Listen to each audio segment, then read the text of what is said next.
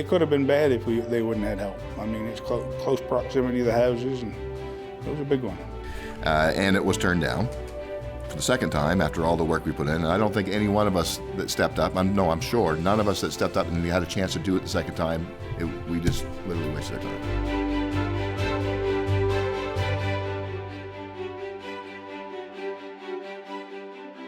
Welcome to This Week Uncut, where we take a look at the week's top stories from The Courier and CHCO-TV.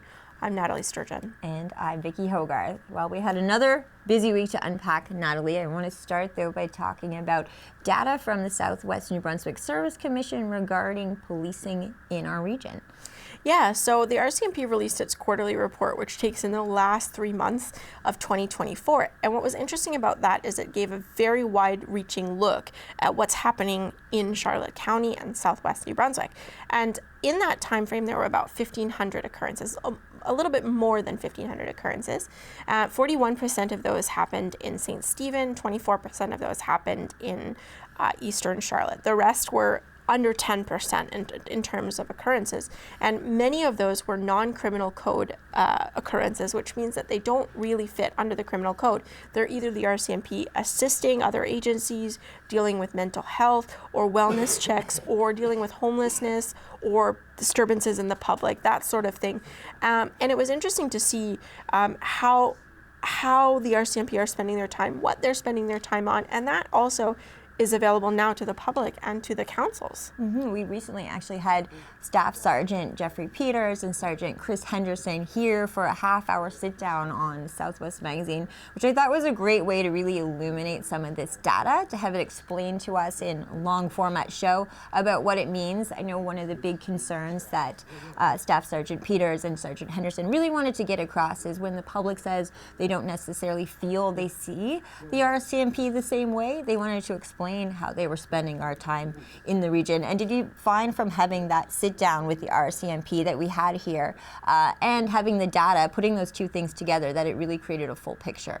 Yeah, and that's exactly what they want to achieve, right? They want to have the public understand that while you might not see a police car traveling on the roads all the time, or you might not see them patrolling in certain places, they're doing the work that needs to be done in terms of making Charlotte County a safer place. And what I thought was interesting about this information, when I talked to Staff Sergeant Peters about the data, he said, while I would like to think that it is a result of our police work, which in part it definitely is, they talked a lot about how certain crimes had been reduced, like property crimes saw a significant dip in the last quarter of 2024. Mm-hmm. And he said that could be a result of people not reporting things. But he also said, there is a correlation between when they happen to deal with prolific offenders and they get sentenced to jail time or prison time, and the reduction in property crimes, in particular break-in enters and that sort of thing. It's important to note that if you're science-oriented at all, correlation doesn't imply causation, but there's definitely a linear path to those two things. Mm-hmm. And I thought was interesting about that was they did mention repeat offenders. When it is a very well-known repeat offender and that person is off the streets, you can see a decrease in crimes that may have been associated with that particular individual. But another thing that was interesting about that was the conversation we had with Staff Sergeant Peters and Sergeant Henderson about catch and release. That's always a big concern, that people feel that by reporting a crime that maybe not necessarily the right actions are taken. They definitely have to work within a system, the RCMP, but they said, these things add up over time. So maybe you think that there was a catch release of something, that you felt warranted more of a penalty, just because it's reported. That does go on record and ultimately adds up to maybe a sentencing later on down the road. And an important piece for that is that the public report crimes, and there is an online reporting tool for the RCMP. So they've told us nothing is too small. If you feel like something has happened, report it. And that is where that information can then go back into the data to provide them a bigger picture. And then that can be reflected to the public as well. And one thing that Staff Sergeant Peters and Sergeant Henderson said when they came for the half-hour sit down, and I think what I think is really great about that this was their idea, to come to the studio, talk to the public, to our viewers, about how they spend the time, how things work, and they've committed to coming back regularly as well to do that. So if anyone at home has questions, again, you know our email, it's news@chco.tv. You can reach us for any topic. So if you enjoyed that last episode with the RCMP, they will be coming back again in the near future to take more questions, but I also suggest taking a full look at that episode as well. And the full information about some of the statistics that were in that report are available at CHCO.TV. Here is Staff Sergeant Jeffrey Peters and Sergeant Chris Henderson. How does that affect your job when it's out of your hands? You can make an arrest, but it doesn't always lead to charges. Well, in Canada, obviously, there's a judicial and legislative framework with which both the police and the courts operate within. I mean, we've got things like the founding presumption is that people are innocent until they're proven guilty in a court of law, either by a judge or a jury of their peers, and that person, when they're waiting to appear before the courts, essentially, if they're released into the community, the courts will place sufficient conditions on that person to essentially ensure two things: one, that the offense, isn't repeated, and that the person attends court, right? And there's also a third thing, which is called the tertiary grounds, which is the public interest. But that standard is pretty high, and that's why we see, somebody might be released for a property crime, like a break and enter on, an undertaking or a judicial release, and then that person will commit another offense and be subject to fresh charges even when they're on release. So that's an ongoing topic that is I know at the federal level where those kinds of laws are made. They're always assessing and looking at should we tighten this? Should we maybe make it less onerous on the accused, to ensure that we're not penalizing them before they're convicted. So as far as police go, I mean, our job's pretty simple. We operate within the law. If somebody's on release and that person, breaches the release or commits new offenses, then we, we'll deal with that person again and compel them to court. Eventually, like I was saying to you earlier, if somebody has a number of charges and they're released and we arrest them again, those charges, the initial charges, don't go away. So sooner or later, that person will be held accountable for what they've done. We've seen locally here a number of cases recently where we've had people, without naming people, but you've seen their face several times in our media releases. Well, some of those individuals as of recently have been convicted and sent to prison. So things keep adding up, and we're not deterred as the police force of jurisdiction. We'll continue to do what we need to do to A, keep people in the area safe, and B, hold people accountable when they commit offenses that obviously are detrimental to the community. So it's also a great thing to know for the community. So if someone you do see back on the streets again, even if they had gone to court, that will be on their record and could contribute to if there are future crimes committed. Yeah, I mean, one of the things that when a person is convicted of a criminal offense in Canada, once they're convicted and the judge is looking at sentencing, that person's criminal history is a factor that's considered. So, ideally, that's not what happens. Ideally, the person that is dealt with by the courts changes their behavior and goes on to be a productive member of society. And there's cases where that happens. Unfortunately, there's also cases where a person continues that life of crime, and that's where that comes in, is that, well, you've been convicted of, this offense 4 or 5 times, failing to appear for court, those kind of things, it all factors in. And we have kind of touched on before about, police visibility and being in the community, being seen. And I fully understand that people, they want to see the police, and they think if, I look out my window in Maces Bay at 2:00 in the morning, I see a police car going by, that somehow makes me safer. And I understand that, that they believe that means that, we're there. And if they don't see us, then we're not there. Well, the way policing has changed over the past several decades is that we're focusing our time and our resources on the people that need it, to be blunt.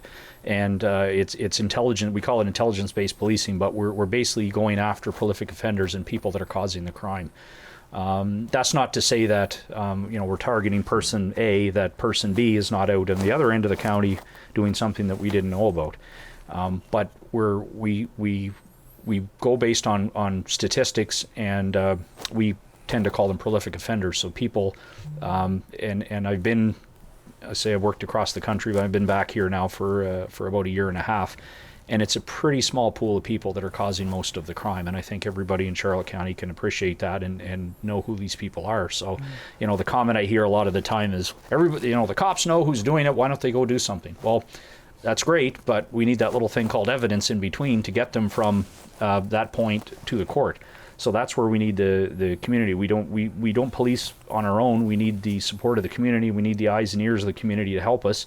And we need people to follow through and give statements and participate in the court process. So sometimes we'll go to a call and I don't want anything done, I just want it on record. That's fine, but at the same time, we can't just go and arrest somebody based off, hearsay. Because there is, we have a very robust Charter of Rights and Freedoms that's there to protect people for that reason.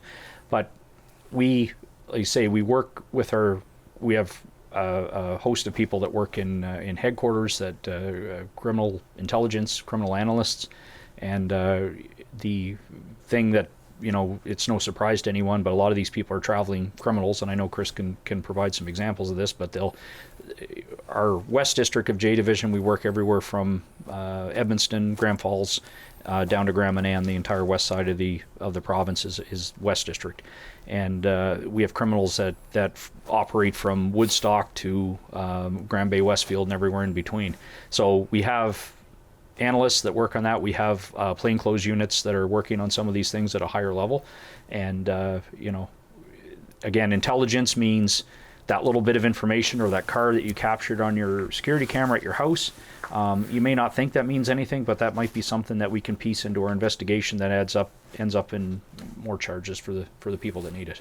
That was Staff Sergeant Jeffrey Peters and Sergeant Chris Henderson on Southwest Magazine on CHCO. We are going to take a quick break, but we'll be right back after these messages. Next up, we got the half two application, half number two, so it's our second application, and it was turned down.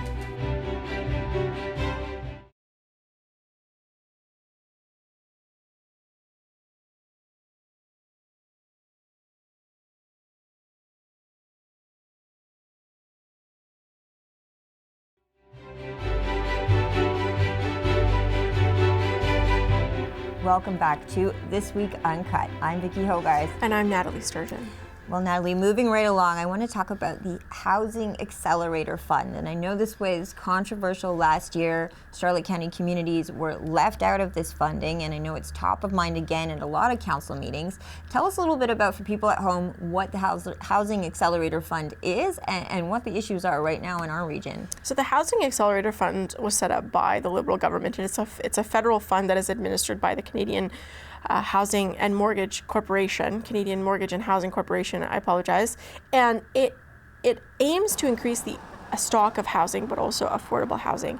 And Charlotte County has struggled with development in general, but it also struggles with affordable housing development. And arguably, St. Stephen is at the epicenter of the housing crisis in Charlotte County.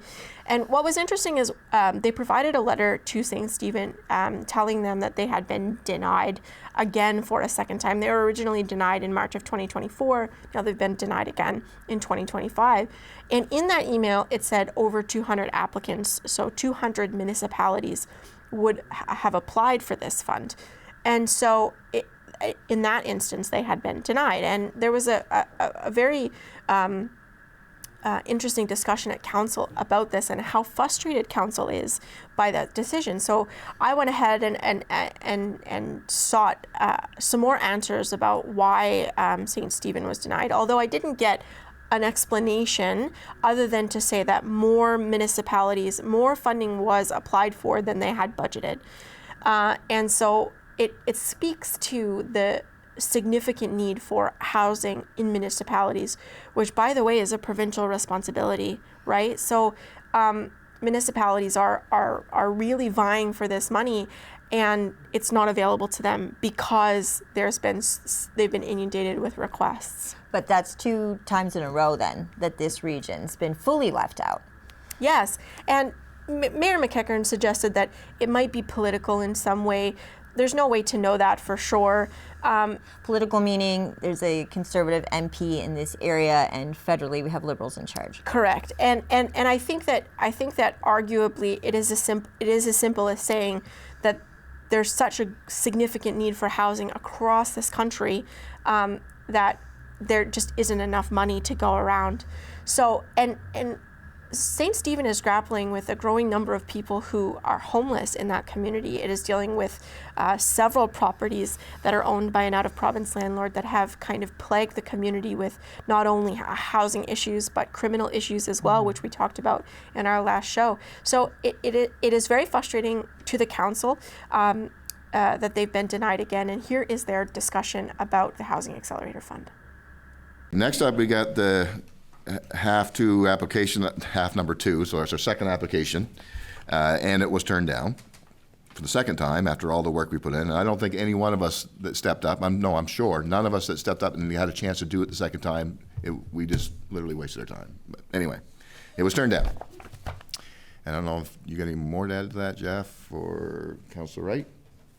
I was just going to say, for those online and watching who may not understand what half 2 means, could you just Okay, so it's a housing accelerator fund, and what bigger problem do we have right now than housing? So it's frustrating. Yeah, all the mayors in the region are totally frustrated that we went the extra effort and get turned down again. And I think it's political, but that's. Oh, go ahead, Wade. No, this is very disappointing. I know the effort that went into this Housing Accelerator 2 application, and it was done really, really well. So it had nothing to do with the application. I'll leave it at that. But the other thing, Jeff, can you explain what it was we exactly asked for the money for, and how that might affect us in going forward, because we're not going to get this money to do that infrastructure work? So we had a multifaceted approach to the HAF application. We had applied for around $5 million to do a number of things, one of which was to potentially set up a project similar to the 12 Neighbors project. We had looked at doing some servicing for the property beside the beacon, various things that we want, hopes and dreams. We had some development of some property that we thought we see as underdeveloped at this point. Thought we had a very strong case. As far as the implications, obviously some of those hopes and dreams projects are going to stay hopes and dreams on the list right now. The most direct one, it is the property beside the beacon that we own. We continue to work through it with our colleagues at RDC, finishing up the pre-construction work so that we can apply for the full construction money. Would have been nice to be able to stack those, obviously, but we're going to continue to work towards that end goal. We do have, we have developer interest in the site. We have we've been, I will say, I was one of the first ones to complain about GNB, but we've gotten great assistance from the GNB RDC reps on getting through this, and great assistance from our engineering consultants.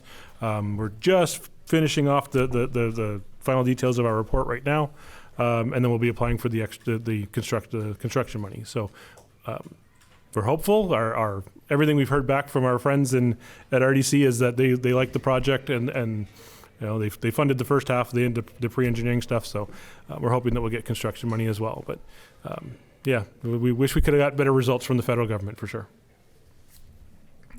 You don't mind if I just want to kind of follow up, and that's probably what you want to do too, though. Okay. What's concerning to me is, and I see this working with many developers that I've worked with in my time, is when we develop in these rural areas, the end product, the assessment is lower than what would be in the cities, and to see them supporting this funding to the cities more than the rural areas, it just drives me crazy, because we need that little bit of an edge here, and we're not getting that help, and it's struggling. Anyway, it's just another offense, but like Jeff said, we're going to work our way through that and get that one off the ground. It's just going to, all the little wants and likes that we wanted, just might have to stand back. But anyway, Councillor Wright, please. Thank you, Mayor. I was just going to clarify, but Jeff did in his final sentence. I was just going to clarify that that was a federal program that was made available and municipalities had to apply for. There was a limited pot and they decided where that pot got divvied up. So I just wanted to clarify that was a federal thing and not a provincial thing that we had applied for. Not that it makes a difference, but people just need to know what we were looking for. We met at. Councillor Rice? I see a lot of these programs coming out, and some people are never successful getting any funding, and it's really frustrating. And I can imagine the people that work on these applications how frustrating it is. But just to say that 200 applications received and you weren't one of the successful ones is not a very good excuse for me to go on, right? I mean, give us a little bit more of a, an inkling of our understanding where we went wrong. If you say that nothing went wrong, that we just had to divvy it up, and who did the people that got it? I mean, who's the 200 other applications that got it, and how much money did they get? Welcome back to This Week Uncut. That was St. Stephen Council discussing the Housing Accelerator Fund denial. But we're going to stick with St. Stephen because there was a lot that came forth in that committee meeting, a lot of really interesting stuff. And the other thing that came out of it was an incentive package for healthcare professionals. Now I say healthcare professionals because it includes doctors and nurse practitioners. And what this incentive policy is that they are going to provide $100,000 in their budget for doctors and nurse practitioners to come to Charlotte County. I wondered what you made of that policy and sort of what your thoughts were about the municipality engaging in incentives like this. Well, I think we've seen this in St. Andrews already, in this exact building where we're filming the show. There is the Wellness Center. That was an initiative that we saw the town of St. Andrews take on to make sure that there are doctors in the community. So we've seen it be successful. Whether you think that's your municipality's job or not, the truth is, when you live in a small community, sometimes it does take the municipality to be part of the equation. You've seen that in terms of housing here too, where we have Compass Housing, a grant created by the municipality. Just because it isn't their responsibility doesn't mean it isn't necessarily something they want to take on to make the community better. So we saw that here in St. Andrews. It's incredibly successful. We see how busy the Wellness Center is. So I think it's interesting that St. Stephen is going down the same route. We know that the province has committed to opening a clinic there this year as well. But I do think it's interesting. I think small communities have a different go at things than other places, as we just talked about with the Housing Accelerator Fund. Sometimes you are ignored by something that is so critical to your region. So I think it's great to see the council stepping up and making some decisions that maybe they don't necessarily have to consider, but they're thinking about the betterment of the community. Yeah, and those incentives are, I said $100,000, but there are varying amounts for different types of healthcare professionals that they want to attract. Emergency room physicians would get $125,000 paid out in $25,000 increments for a 5-year commitment to the community. And what was interesting about the discussion, and Councillor Emily Rodas was heavily involved in helping this, and so was Deputy Mayor Giselle Wheaton, but it's sort of, what they said is that we not only do we want to keep them here for 5 years, we want to make them a part of the community so that they put down roots and they stay here. But what I think is very important here is that municipalities are not responsible for healthcare. The responsibility for healthcare lies exclusively with the province of New Brunswick.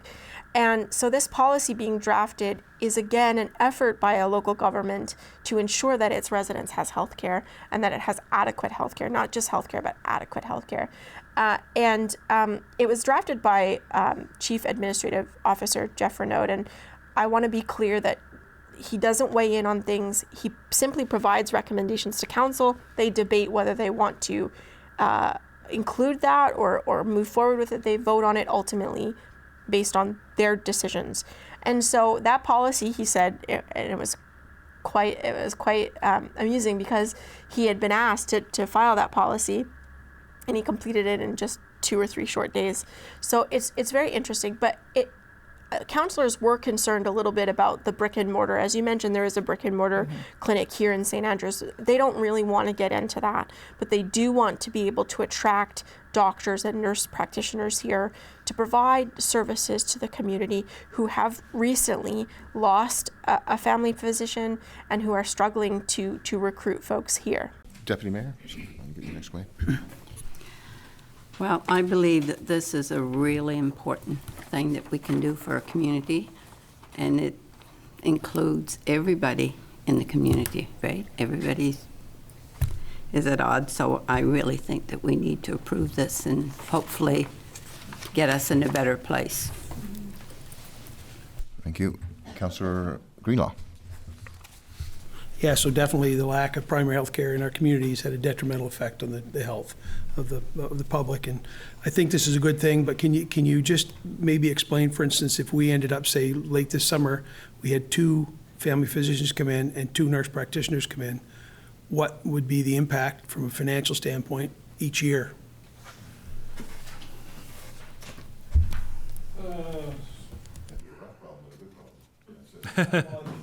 You hate to have to do this, but it's the chances of getting those professionals here without this is slim to none. So, I mean, essentially what you're looking at on the doctor side is you're looking at $25,000 commitment per year. Whether they're new or an established family physician, it depends. That affects the length of those payments. Oh.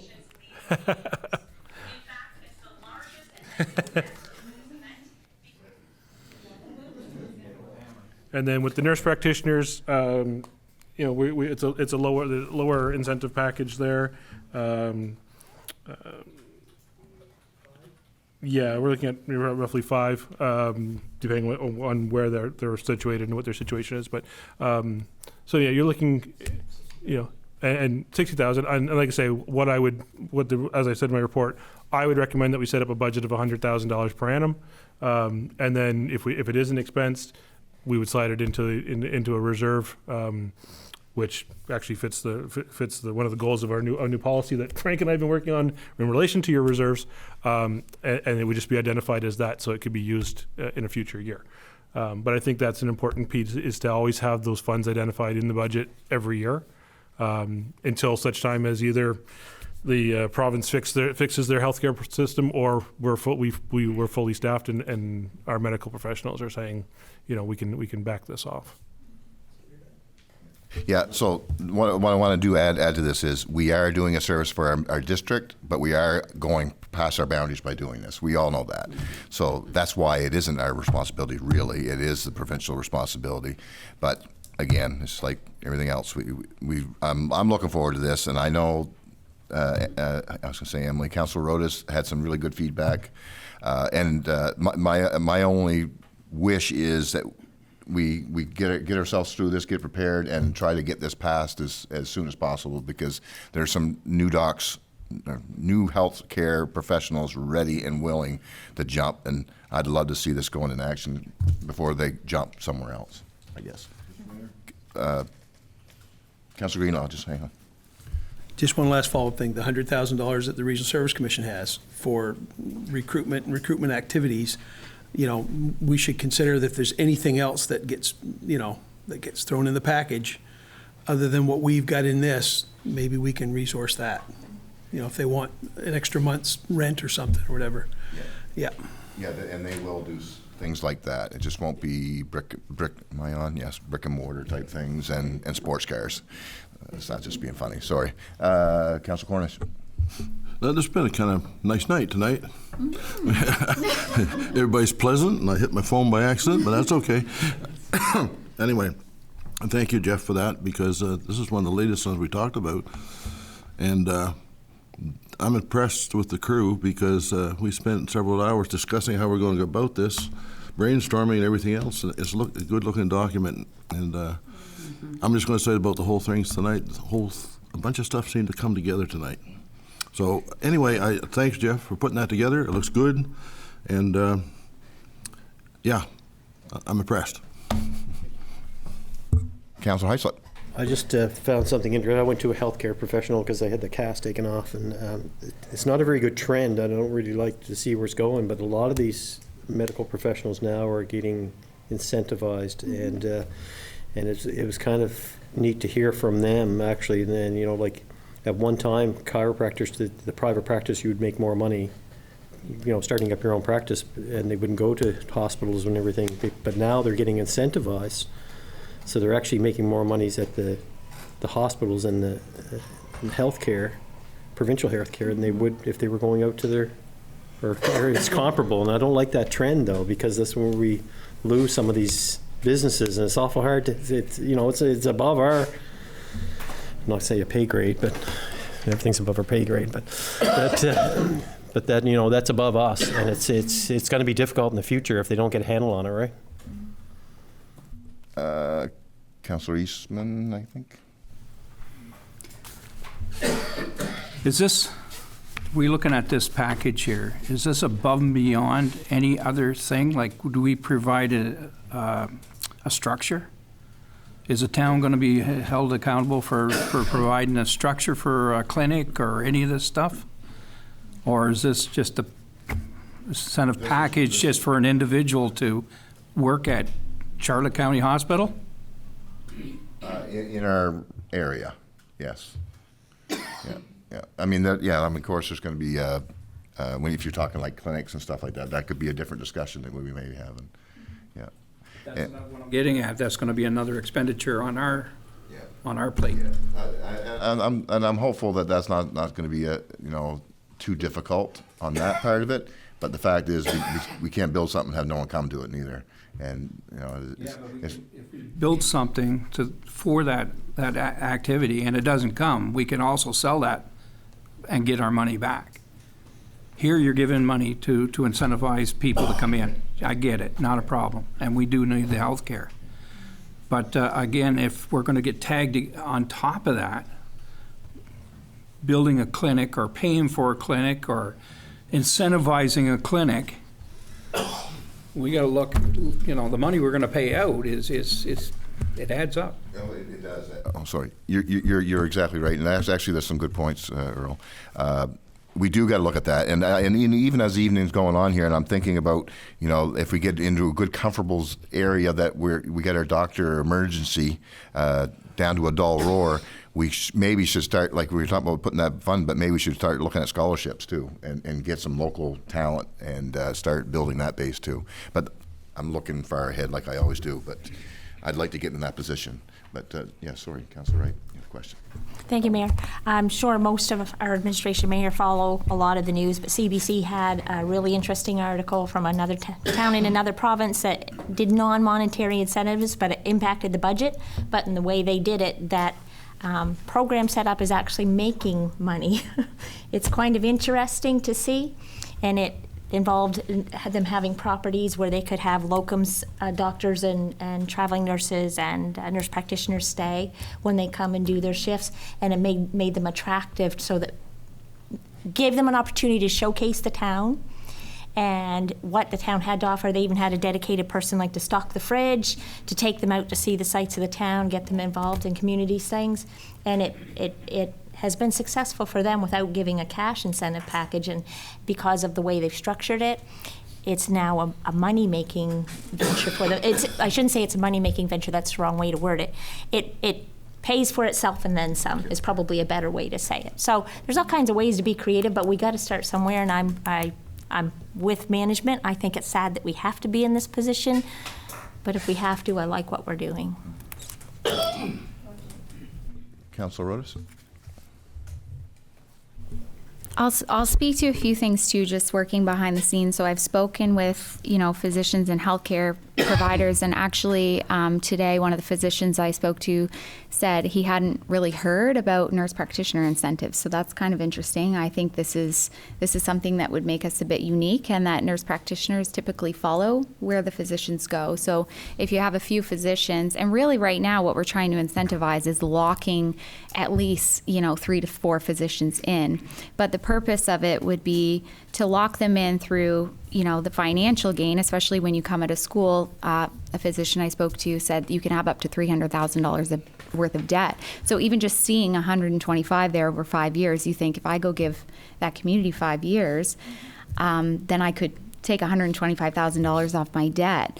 So not only can we, bring them here, but we can also retain them through other measures. So I talked with the mayor and Deputy Mayor Wheaton about having a physician recruitment committee. So I've already spoken to some key healthcare professionals in community, somebody with Anglophone South, other physicians in our town. So basically and I actually had a call with the Chamber of Commerce president today just asking what they thought about, because I heard from an individual I work with that there was a community in Nova Scotia that she worked in where when they came, the Chamber would offer a package of like incentives from the businesses, like a 6-month gym membership or, a free sub and so really when they come, it's not only you're saying here's our incentive package, but we also want to connect you to our community. And if you need to call because, you want to get your kids in sports, then you call this individual. And so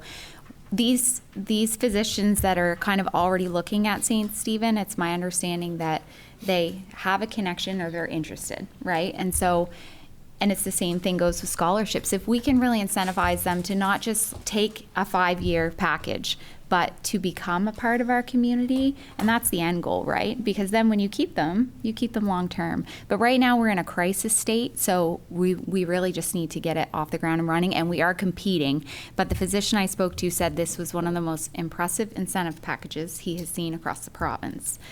We're going to take a quick break, but we'll be right back with This Week Uncut. We've got a lot of seniors, right? And a lot of seniors live day to day. They can't afford another 25%, right? And so we've asked for this tariff to be exempt from it, so to speak, if you live on the island.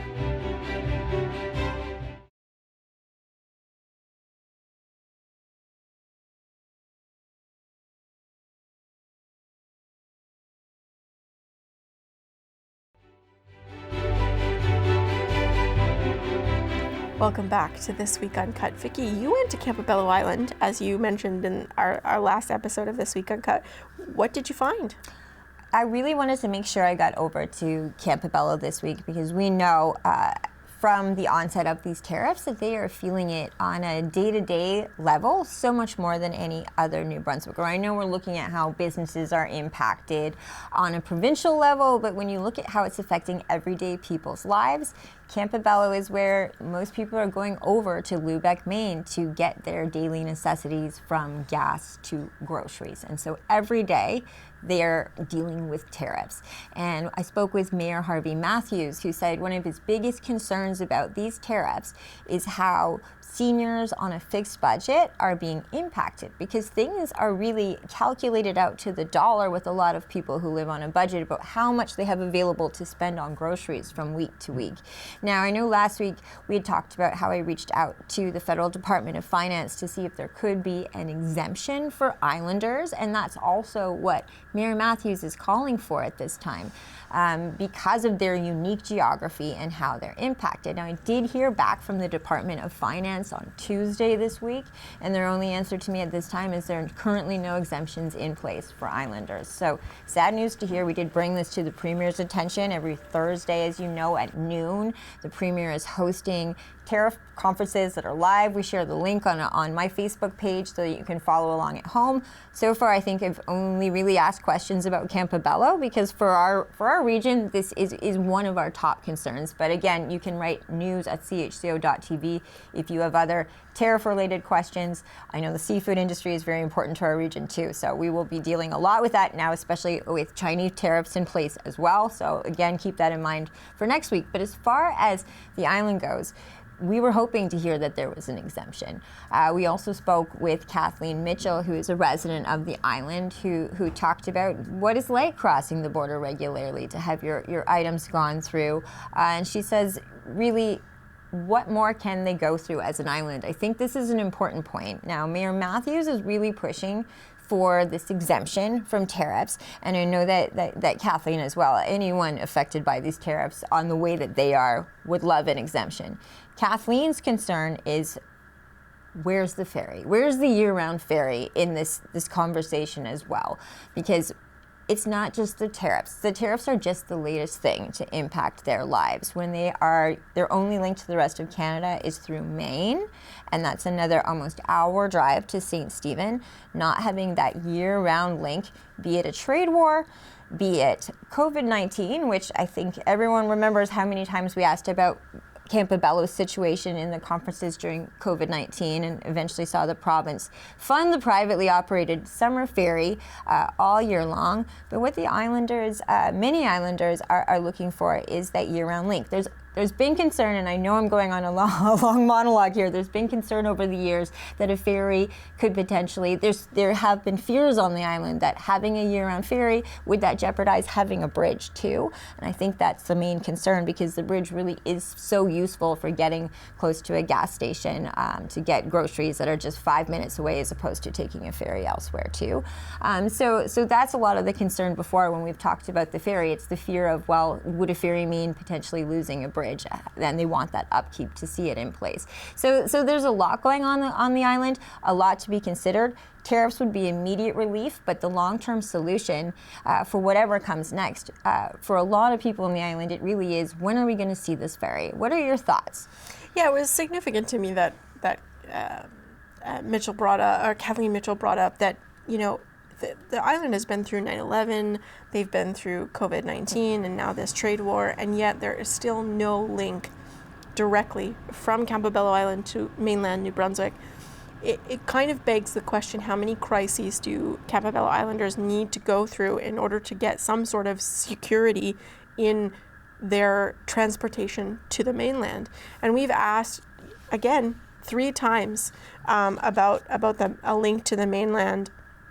And the language that's being used is, you know, it's not the speed of our response, or it's a long-term solution. Successive governments have been unable or unwilling to provide this necessary link for Campobello Island. And even Mayor Matthews says he now recognizes the very real importance of the ferry. And I do understand the concern that if you were provided one method of transportation, perhaps another could go away. But I don't think the compromise needs to be there. I think you can have two and exist in perfect harmony. So that was what stood out to me the most, is that it's been time now, almost 2 decades. It's going on 2 decades of crises that have unfolded, and yet there is no link to the mainland. Mm-hmm. And I think that has a lot to do with the fact that what we're probably expecting is to see a partnership between federal and provincial to make this a reality. We are about to head into a federal election. I imagine that will be a question that the candidates get, is what is their perspective on a year-round ferry to Campobello. But in the meantime, I think it's really important for people to keep in mind how it is affecting the lives of islanders. Let's take a look at the interviews we did this week with Kathleen Mitchell and Mayor Harvey Matthews of Campobello. Personally, for me, the thing that I notice the most is the fear of the unknown. People just don't know what to expect, what's going to happen next, where's it going to leave me, and that has really caused a lot of emotional distress for a lot of people. Not because we can't just assume that we can leave the island. We are completely and totally at the mercy of a foreign government. You can't come and go from Campobello, whether you're a person, a product, without traveling through the U.S. And so anytime there's tightening of the border, for whatever reason, it impacts the whole country. But that's magnified here, because we are without any other way. What's it been like, for instance, just going to get groceries? Tell us a little bit about the process coming back now and how it's changed. There's really no way to know what they're going to charge and for what and when. The tariff situation is evolving, and you know, if you go and talk to the officers, they're doing their best, but it's fluid. From 1 minute to the next, I had some friends that wanted bottled water. They need bottled water. So they stopped to ask about bottled water. Well, we're not sure where that, they just don't know. Nobody knows. And so it's an intimidating process, especially when you're like, well, if that's an issue, we'll just, you know, if you're in St. Andrews, if the power's out in St. Stephen and I really need something, well, I'll just write to St. John. We're not doing that. If we can't get it there, we're not getting it. And for people who aren't familiar with the island, tell us a little bit about what necessities you might get regularly on the other side. You don't have gas here, for instance. Can you just list a little of the things that most people would take for granted that aren't available in your own community? We have basic grocery needs. We do have a pharmacy, and so most prescriptions we can have filled here, but anything out of the ordinary, and it could be something as simple as we were talking earlier about, I need a beach towel, I need new socks, I need shoelaces. Some of those things can be really, you're not going to get them locally. So gas is big. Also access to medical services. We do have a health center, but it's a doctor's office. So we don't have there's no emergency room, any testing. It all has to be accessed off the island.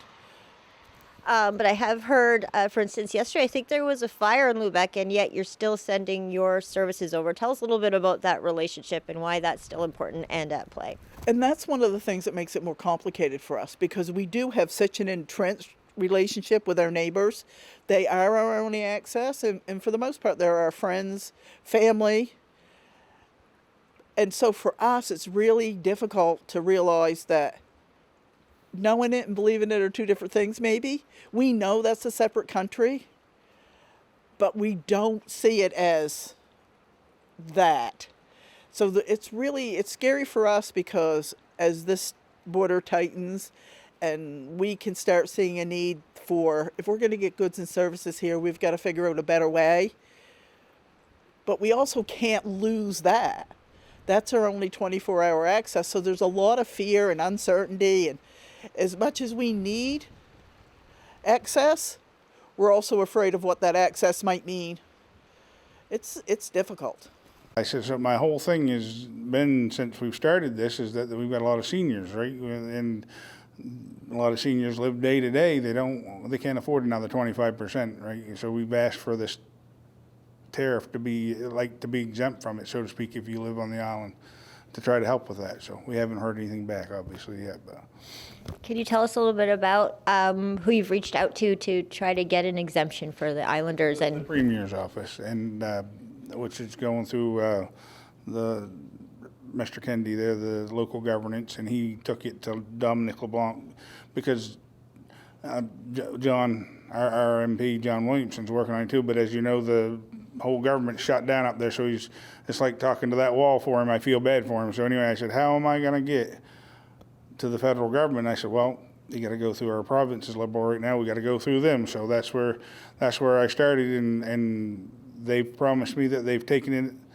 higher, and I truly believe they probably have. I got to meet with Mr. Kennedy here last week and then at RSC, and he does seem to be sincere, and I don't think he doesn't seem like the person that would lie to it, you know what I mean? So I think he really probably did pass it along. So hopefully, they'll do something just to keep the pressure off us a little bit, maybe. What are your concerns as you go into summer? Normally when we'd see a lot of tourism, are you worried that this might play a factor in how busy the island is this summer? Maybe a little bit, but I think the American strong dollar will still keep them coming, maybe, as long as they don't put something on their side to affect them when they go through with personal goods. This is where our federal government, as far as I'm concerned, did it wrong. They should have done it with commercial goods, not personal goods, because you're just it's all going to affect you no matter what, but you're really affecting the normal everyday person when you put it on personal goods, right? I heard that yesterday, though, still Campobello, there was a fire in Lubec. Tell us what happened with the fire and sending first responders over from the volunteer fire department. And this is my biggest thing. I hate it when all of Canada right now has been against, buy Canada. And I buy locally. All my vehicles come from St. Stephen, and everything I can, I buy local, but you still depend on that. We're intertwined. New Brunswick and Maine are two peas in a pod, you might as well say, right? We're the same. So I really hate it when everybody says, oh, just buy, but it's not the IGA Lubec or the one in Calais or the local hardware stores. It's not their fault. They didn't put this on us. So anyway, I've been pushing that narrative since I've started this, and I'd feel wrong if I didn't. But yes, that's another aspect to it. Yesterday morning, the pager goes off and we have to go to Lubec to a fire, which we're a small department, they're a small department, we need each other kind of thing. So this, we could never come to a time that we didn't have that bridge, because we need their help and they need our help at time. I mean, it could have been bad if they wouldn't have had help. I mean, it's close proximity to the houses, and it was a big one. That was Campobello resident Kathleen Mitchell and the mayor of Campobello, Harvey Matthews. Well, it's definitely a busy week. We were supposed to be at Eastern Charlotte Council on Wednesday. Unfortunately, Council didn't have quorum, so that meeting has been postponed. So we will keep you posted on when it is to be scheduled. What do you have on your plate this week? Yeah, so Eastern Charlotte did have a lot of interesting things on its agenda. We won't get to those until next month, but Mayor John Craig is coming to do a Your Town Matters to discuss the things that are going on in his community. We have St. Stephen Council coming up next week, so maybe some of the things that we discussed here today might be on the agenda. So we've got a lot on the go for next week. A lot of topics that are also in so many ways to be continued, ongoing. I'm hoping to get over to Grand Manan within the next week. I will keep you posted at home. Always exciting time to head over to the island. And I know that you're heading to Deer Island as well. Yeah, we're going to talk to someone that people might know very well, Sheena Young, about lobster season. So hopefully we've got lots of content for folks who are looking to enjoy local news. Yeah, I mean, we didn't even delve into the provincial budget today. We kept it entirely local, but that will be unpacking for a while. But I am happy to hear that the clinic in St. Stephen will be going ahead in 2025. It seems like an hour isn't enough to really capture everything that we do here in a week. Well, thank you for joining us again this week. We will see you next time on This Week Uncut. I'm Vicki Hogarth. And I'm Nathalie Sturgeon.